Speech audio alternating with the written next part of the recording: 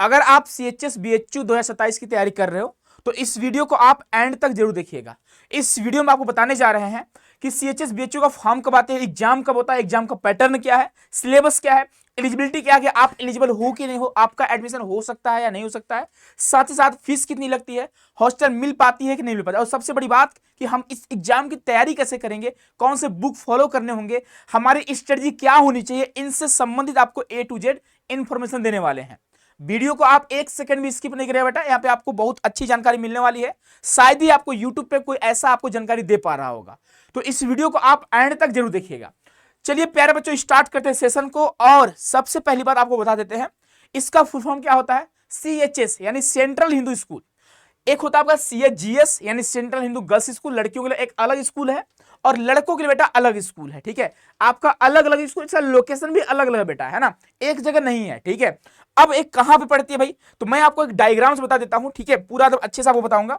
जैसे आप अगर कहीं बनारस में आए होंगे तो भाई आप लंका का नाम सुने होंगे। ठीक है, Lanka gate, Lanka BHU gate, इस तरह से आप सुने होंगे। ठीक है, तो ये आपका लंका है।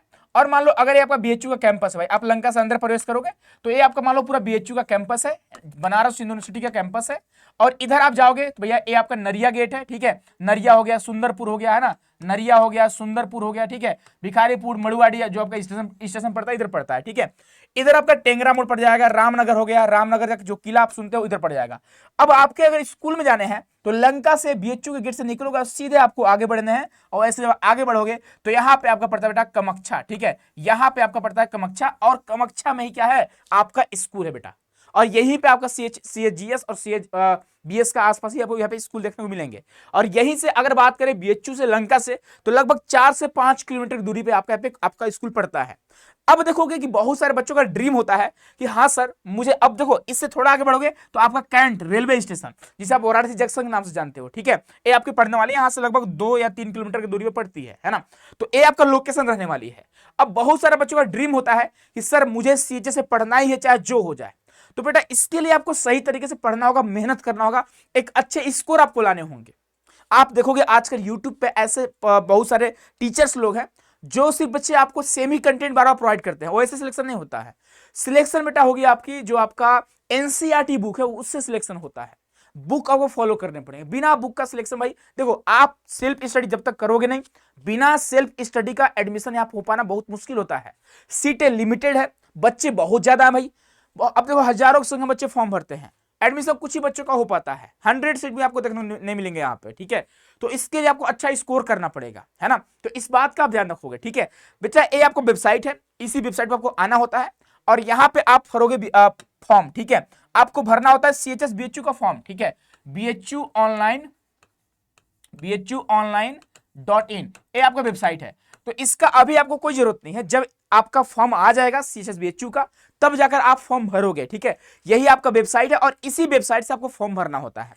फॉर्म भरने के बाद बेटा कुछ दिनों बाद आपका एडमिट कार्ड आते हैं, और एडमिट कार्ड आपका जब आता है उसके आप देखो एग्जाम से 4-5 दिन पहले, 6 दिन पहले आपका एडमिट कार्ड आ जाता है। एडमिट कार्ड में आपका सेंटर पता चलता है कहां पे आपका सेंटर गया है।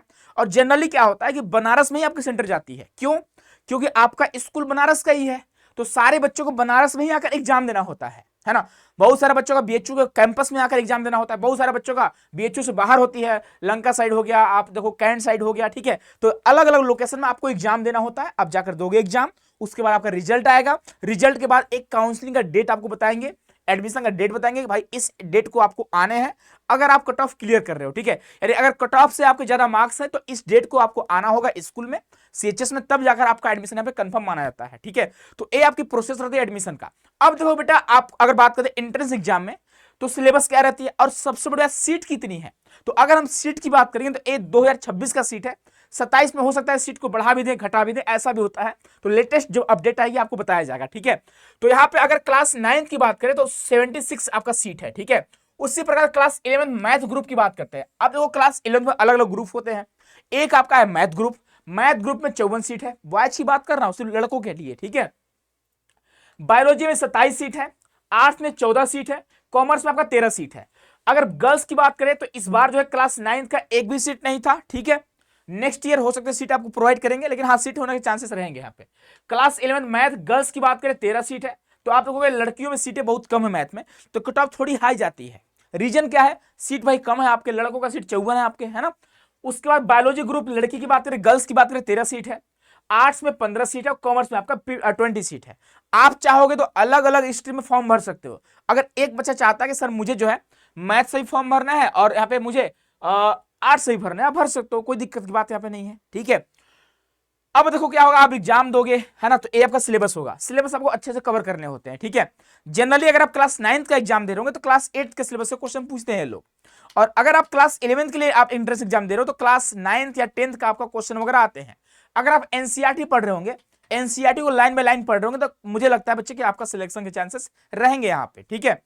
अब बच्चे बहुत सारे बच्चे इसके लिए कोचिंग लेते हैं, तो उसके बारे में बात करेंगे, अभी कौन से बुक फॉलो करने हैं, किसका कोचिंग लेना है, कैसे तैयारी करनी है, पूरा आपको बताएंगे, ठीक है। किन से तैयारी करनी है ये भी आपको पता होना चाहिए। देखो बेटा, अगर कोई टीचर आपको पढ़ा रहा है ना, तो पहले उस टीचर के बारे में आप जानो कि वो टीचर क्या किया हुआ है, कितना पढ़ा हुआ है, ठीक है। ऐसे देखो यूट्यूब है ना, यूट्यूब पे कोई भी आकर पढ़ाने लगता है, चाहे उसका सीएचएस से कोई संबंध हो या ना हो, बीएचयू से पढ़ा हो या ना हो, तो आप पहले जानो उनके बारे में कि वो कहां से पढ़े हुए, वो दिखाएं, ठीक है। तब जाकर आप उन पर ट्रस्ट करना, तब जाकर बच्चे हो सकता है कि आपका सिलेक्शन के चांसेस रहेंगे। अब ऐसे कल को कोई आएगा बोलेगा मैं तैयारी करा दूंगा, भाई कहने से थोड़ी होगी, है ना। तो इस बात का ध्यान रखिएगा। आपके पेरेंट्स अगर हमारे वीडियो को देख रहे होंगे तो आप उन्हें इस वीडियो को जरूर दिखाइएगा, है ना। आपके बच्चे, अब मान लो अगर कोई बच्चा देख रहा है तो आप अपने पेरेंट्स को दिखाना, पेरेंट्स देख रहे हैं भाई बच्चे को दिखाइएगा आप लोग, ठीक है। आपस में आप लोग सलाह कर लीजिएगा कैसे तैयारी करनी है ना। देखो रणनीति बनाना जरूरी है, कैसे तैयारी करनी है ना। बाकी तैयारी तो हर कोई करता है, सिलेक्शन कुछ लोग का हो पाता है। अगर सिर्फ तैयारी करनी है तो अच्छी बात है, कर सकते हो, नो डाउट। लेकिन अगर सिलेक्शन लेनी है तो आपको हमारी बात को सुननी होगी, ठीक है। मैं यहाँ पर रियलिटी आपको बताऊंगा बेटा, है ना। अब देखो क्लास 9 की बात करते हैं, तो क्लास 9 में 100 क्वेश्चन होते हैं, वैसे 100 क्वेश्चन क्लास 11th में भी होता है, ठीक है। तो क्लास 9 में आप देखोगे आपका इंग्लिश से 20 क्वेश्चन होता है, हिंदी बहुत आसान आती है 20 क्वेश्चन होता है, मैथमेटिक्स 20 क्वेश्चन, एसएसटी से 20 क्वेश्चन और साइंस से आपका 20 क्वेश्चन होते हैं, ठीक है। 100 क्वेश्चन आते हैं, है ना। अब अगर बात करते हैं क्लास 11th की बात करते हैं, तो मैथ ग्रुप में इंग्लिश हिंदी से थोड़ा कम क्वेश्चन होते हैं, ठीक है। फिजिक्स केमिस्ट्री और मैथमेटिक्स से भर भर क्वेश्चन होते हैं। और अगर बात करें जीएस से, जनरल स्टडी से 4-5 क्वेश्चन आपके आते हैं जीएस से, ठीक है। उसके बाद अगर बात करते हैं बेटा यहाँ पे बायोलॉजी की बात करते हैं। अब देखो जो सीएचएस ने अभी कहीं बताया नहीं है कि हम किस सब्जेक्ट से कितने क्वेश्चन पूछेंगे, लेकिन अक्सर जब आप पीवाईक्यू देखोगे प्रीवियस ईयर क्वेश्चन को, तो वहां पे समझ में आती है कि हाँ भाई कितना वेटेज किस सब्जेक्ट का है, ठीक है। तो आपके जो टीचर्स हैं जो हमारे यहाँ अभी आपको गाइड करेंगे, उनके बारे में बात करेंगे आप अभी, ठीक है, आपको बताएंगे इनके बारे में, ठीक है। तो वो आपको आपके सब्जेक्ट की पूरी जानकारी देंगे, कैसे आपको तैयारी करनी है। आप उन पर ट्रस्ट करिएगा, भरोसा बनाइएगा और आप देखिएगा, ठीक है, कितना अच्छे से आपको पढ़ाने वाले हैं, है ना। तो भाई देखो बायोलॉजी ग्रुप में भी आपका इंग्लिश हिंदी से भी कुछ क्वेश्चन होते हैं, फिजिक्स केमिस्ट्री बायोलॉजी से भर क्वेश्चन होते हैं, जीएस से कुछ क्वेश्चन होते हैं। आर्ट्स ग्रुप में इंग्लिश हिंदी से बढ़िया क्वेश्चन होता है, बहुत तगड़ा, ठीक है। History geography economics political science भी क्वेश्चन होते हैं, मैथ और जीएस से थोड़ा कम क्वेश्चन होते हैं। कॉमर्स में सेम वही है कि इंग्लिश हिंदी से थोड़ा ठीक ठाक क्वेश्चन रहता है। इकोनॉमिक्स मैथमेटिक्स और जीएस से आपका देखो इकोनॉमिक्स और मैथमेटिक्स से थोड़ा ज्यादा क्वेश्चन होते हैं और जीएस से थोड़ा कम क्वेश्चन होते हैं। तो आपके जो टीचर्स हैं हर एक सब्जेक्ट का अलग अलग है, वो आपको बताएंगे कि कौन से सब्जेक्ट से कितना क्वेश्चन आता है और कैसे आपको तैयारी करनी है, ठीक है। चलिए अब आगे बढ़ेंगे। ये आपका डेट वगैरह है कि आपका जो फॉर्म है लगभग फरवरी के आसपास आती है, 20 फरवरी 15 फरवरी के आसपास आपका एप्लीकेशन फॉर्म आएगा। उसके बाद अगर एग्जाम की बात करें बेटा, तो आपका मिड अप्रैल में, यानी आप देख सकते हो 15 से 25 अप्रैल के बीच में आपका एग्जाम हो जाते हैं, ठीक है। 15 अप्रैल से लेकर 25 अप्रैल के बीच में आपका एग्जाम हो जाएगा। यानी कुल मिलाकर आप समझो कि मार्च में आपका फॉर्म आ रहा है और अप्रैल में आप एग्जाम दे रहे हो, ठीक है। तो इस तरह से आपको तैयारी करनी होगी। और जो एग्जाम फॉर्म का फी लगता है, एसी एसटी का 500, अदर्स कैटेगरी यानी ईडब्ल्यूएस हो गया, ओबीसी हो गए, जनरल हो गए, उनका यहाँ पे 800 रुपए लगते हैं, ठीक है। अब बेटा बात करते हैं आपका कट ऑफ का। तो ये लास्ट ईयर कट ऑफ है। अगर बात करते हैं क्लास 11 बॉयज की बात करें, लड़कों की बात करें, तो लड़कों का आप कैटेगरी वाइज कट ऑफ देख सकते हो यहाँ पे, ठीक है, दिया गया है। अनरिजर्व का 90, मैथ का बायोलॉजी 90, आर्ट्स में 94 गया है, कॉमर्स में 93 गया है। ये फर्स्ट राउंड की कट ऑफ बेटा, ठीक है। अभी सेकंड राउंड कट ऑफ भी आती है ना, थोड़ा कम जाती है। अगर मान लो यहाँ पे 90 है तो हो सकता है सेकंड राउंड में 88 हो, 89 हो, ज्यादा कम नहीं जाती है, ध्यान रखिएगा। उसके बाद पैड सीट आती है।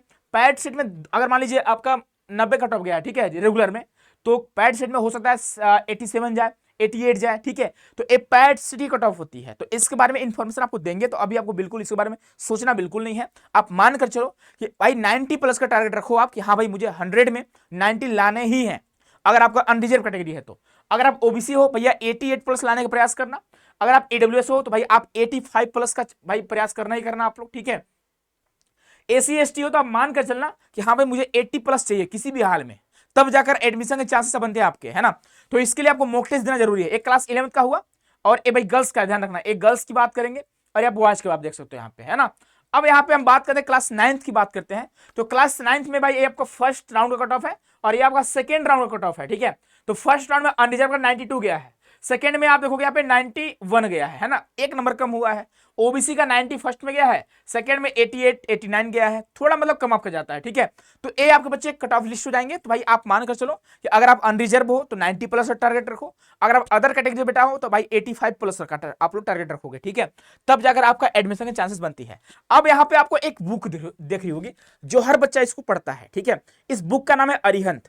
अब देखो ये जो बुक है ना उन बच्चों के लिए काफी हेल्पफुल होगा जिनको सीएचएस का पैटर्न नहीं पता है, जिनको सीएचएस के जो पीवाईक्यू होते हैं या फिर क्वेश्चन कैसे आता है उनको नहीं पता है, तो आप इस बुक को फॉलो कर सकते हो। हमने भी फॉलो करा था, हमने एक अच्छा स्कोर लाया था।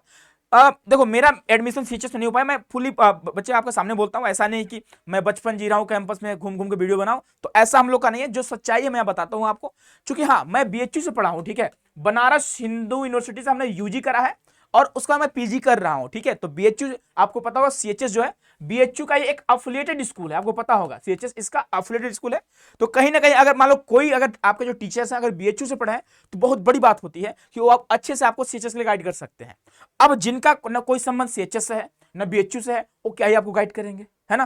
तो थोड़ा कम चांसेस होती है उनको, इनका इसके बारे में थोड़ा कम जानकारी होता है। तो आप इस बुक को फॉलो कर सकते हो, आप इससे बाई कर सकते हो, मंगा सकते हो अमेजन से, ऑनलाइन मंगा सकते हो, ऑफलाइन में आप मंगा सकते हैं। लेटेस्ट इसका वर्जन आ चुका है, ठीक है। तो आप इस बुक को फॉलो करिएगा, ये आपके प्रैक्टिस के लिए सही रहेगा। ध्यान रखना कॉन्सेप्ट क्लियर करने के लिए आपका जो एनसीईआरटी है उसको आपको फॉलो करने होंगे। आप जहां से क्लास 8 पढ़ रहे होंगे आप वहां के टीचर से बात करना कि हाँ सर मुझे सीएचएस की तैयारी करनी है, मुझे क्या करना चाहिए, तो वो टीचर आपको अच्छे से गाइड कर पाएंगे।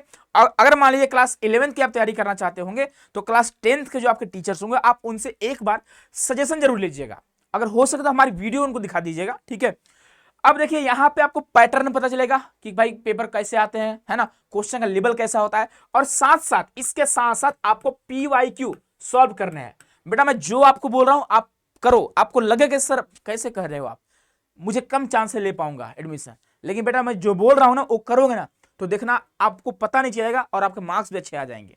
इस बुक के साथ साथ पीवाईक्यू आपको देखने हैं, पहले देखने हैं आपको, ठीक है, कि क्वेश्चन कैसा पूछ रहा है। उसके बाद आप अपने सिलेबस को देखो कि जो आपने क्लास 8 में या क्लास 10 में आप पढ़ रहे हो क्या सिलेबस से क्वेश्चन मैच कर रहे हैं। अगर कर रहे हैं तो उसको आप हाईलाइट कर लो कि हाँ इसको हमको अच्छे से रिकॉल करने हैं, अच्छे से याद करने हैं, ठीक है। उसके बाद यूट्यूब पे देखोगे आपके अलग अलग प्लेटफॉर्म जो है वो आपको practice session last time provide करते हैं। यहां पर भी सीएचएस कॉन्सेप्ट पर अभी शुरुआत से ही आप सभी के लिए हम लोग लेकर आ रहे हैं एक न्यू सीरीज जो मैं आपको बहुत जल्द बताऊंगा, और वहां पे प्रैक्टिस कराए जाएंगे, प्रैक्टिस विद कॉन्सेप्ट। कॉन्सेप्ट भी आपका जो थ्योरी है कॉन्सेप्ट भी आपको कराएंगे, आपको प्रैक्टिस भी कराएंगे। आप देखोगे अभी आप न्यू सीरीज आपको देखने को मिलेंगे, थोड़ा आप लोग इंतजार करिए, ठीक है। और इसके अलावा और कैसे तैयारी करनी है इससे संबंधित आपको आगे वीडियो मिलती रहेगी। तो याद रखना इस बुक का फॉलो कर सकते हो बेटा, कोई बड़ी बात नहीं है यहाँ पे, ठीक है। इसके अलावा भी आप अगर मान लो इस लेवल का कोई बुक है, जैसे मान लो नवोदय का बुक हो गया, ठीक है, अगर आप नवोदय का बुक मान लो अगर पढ़ रहे हो बेटा, ठीक है, तो आप इसको भी फॉलो कर सकते हो। नवोदय का बुक हो गया, जीएनबी का बुक हो गया, जो भी आपको इस लेवल का बुक मिलेगा एंट्रेंस लेवल का, स्कूल एंट्रेंस लेवल का, आप उसको फॉलो कर सकते हो ब्लाइंडली, आंख बंद करके फॉलो करो, लेवल स्टैंडर्ड वही होते हैं। उससे क्या होगा कि ज्यादा से ज्यादा क्वेश्चन आपके पास होंगे और आपको इधर उधर भटकना नहीं पड़ेगा क्वेश्चन के लिए, आप डायरेक्टली उसका प्रैक्टिस कर सकते हो। कोई दिक्कत होगा गूगल आपके पास है, आप उससे गूगल से आप क्वेश्चन पूछ सकते हो, जो भी आपको डाउट्स होंगे आप पूछ सकते हो। भाई आज तो एआई भी आ चुका है आपके सामने, वो भी आपको अच्छे से गाइड कर देगा, है ना। तो आई होप कि आप हमारी स्ट्रेटजी हमारी रणनीति को आप समझ पा रहे होंगे, ठीक है। अब देखो इसके बाद अगर बात करें बेटा पे एलिजिबिलिटी आपको पता होगा, इसके बारे में आगे भी आपको पता चलेंगे, ठीक है। आप इसको खुद से ही पढ़ सकते हो बेटा यहाँ पे। और देखो ये हमारा टेलीग्राम चैनल है, अगर आपकी कोई समस्या होगी कोई आपको इन्फॉर्मेशन चाहिए होगा तो आप इसको ज्वाइन कर लीजिएगा। और यहाँ पे आपको ऑफिस के नंबर दिख रहे होंगे, आज ही अगर आप लोग कॉल या मैसेज कर दो, आपका नंबर हम लोग सेव कर लेंगे।